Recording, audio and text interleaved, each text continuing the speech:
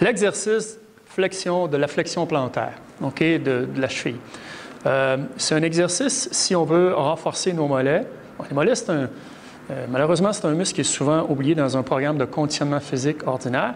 Puis en réadaptation, on va utiliser cet exercice-là dans la réadaptation de ce qu'on appelle la tendinopathie du tendon d'Achille. Le tendon d'Achille, c'est le tendon, c'est la membrane qui relie le muscle du mollet au calcanéum, au talon.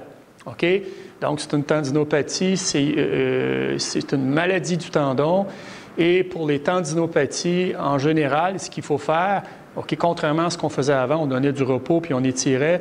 Maintenant, les toutes dernières recherches scientifiques nous montrent qu'il faut, au contraire, il faut le charger, il faut le loader, si vous me permettez l'anglicisme.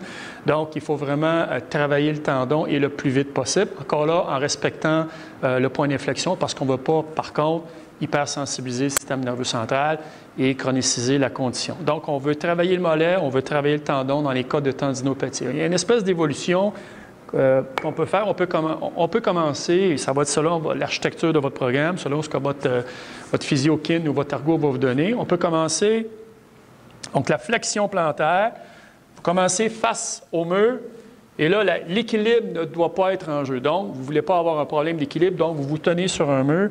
Et ce qu'on va faire, c'est qu'on va contracter les mollets pour se monter sur le bout des pieds.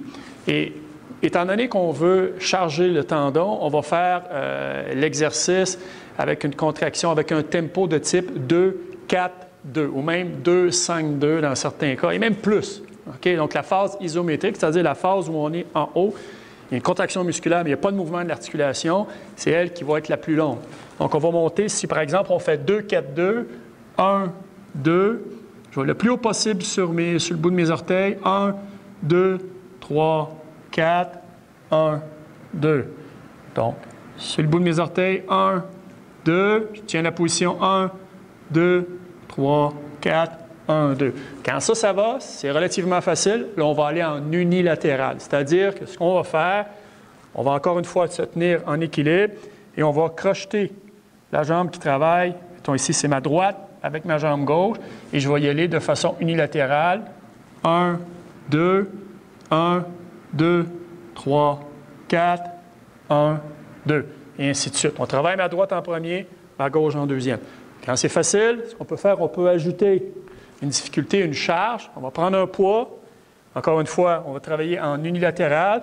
Je vais ajouter ici, je vais amener une surcharge avec un poids.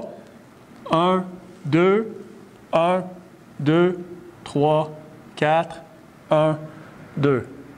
1, 2, 1, 2, 3, 4, 1, 2. Voilà, donc flexion plantaire.